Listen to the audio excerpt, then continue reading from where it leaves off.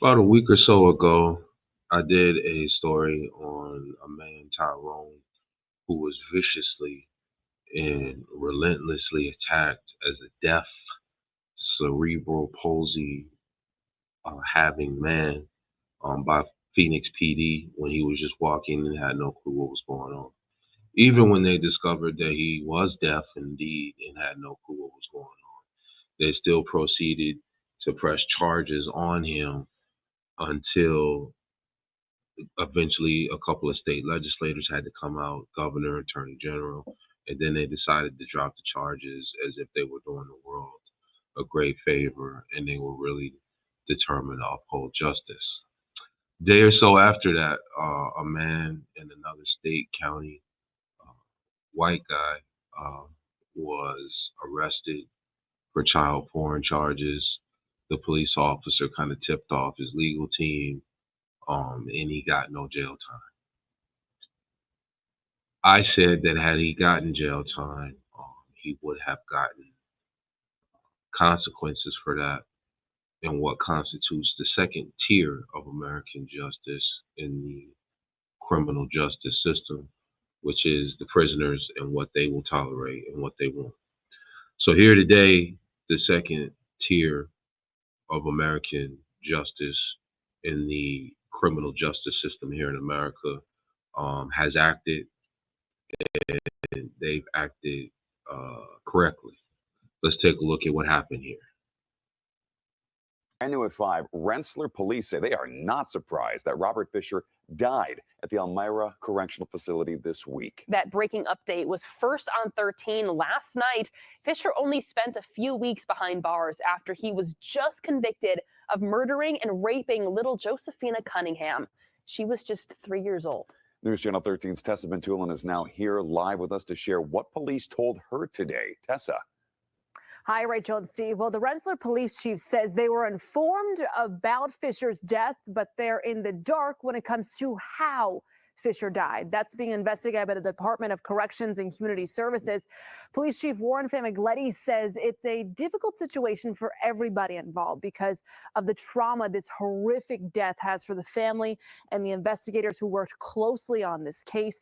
Hearing about Fisher's death brings that trauma back for so many. Fisher's death comes 6 weeks after he was just sentenced to 20 years to life in prison for Josephina Cunningham's death. He pled guilty to raping and killing little Josephina here on your screen in Rensselaer in July 2023. The details of Josephina's attack are horrific. In court, we learned Fisher drugged Josephina before raping her, then tried to cover it up, and what he'd done by taking Clorox wipes and scrubbing her face. He scrubbed her face so hard that he burned the pigment right off her face. Chief Famigletti says he wants to make sure everyone knows of the terrible things Fisher did to Josephina. Did you expect this death to come?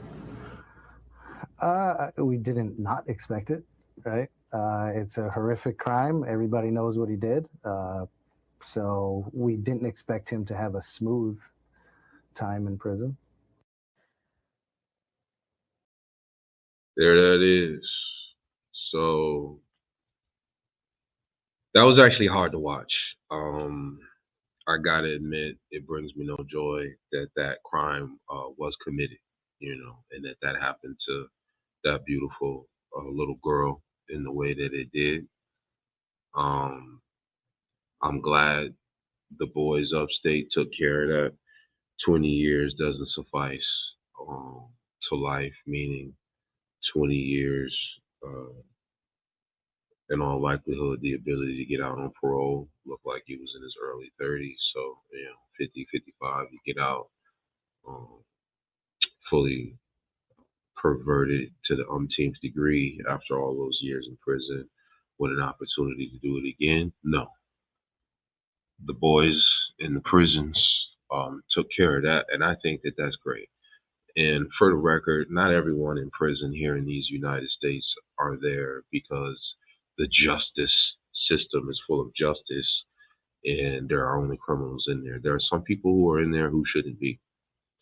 There are a hell of a lot of people in there who should be, although there are some who are in there who shouldn't be.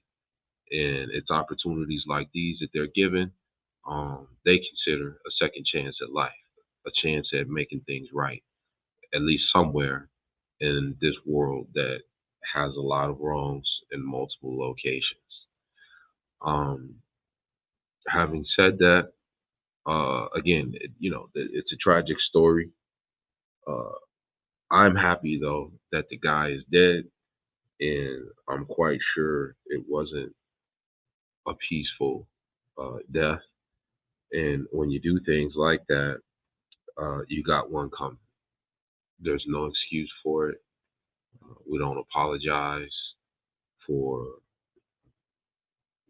an eye for an eye. Okay, that is the law. And in all likelihood, they decided to spare us the details of the death because I'm quite sure it wasn't decent. Let's say that. All right, so there it is, folks. That's the story on the day. Take care of yourselves. Watch out for your kids, man. You know what I mean? Like, even, I don't know if this was a lady's boyfriend, or if this was someone who kidnapped her while she was at the park or something like that. In either event, my advice would be to the single moms that are out there, and you got guys coming into your house, you got to be careful. You don't know what the intent of these guys are.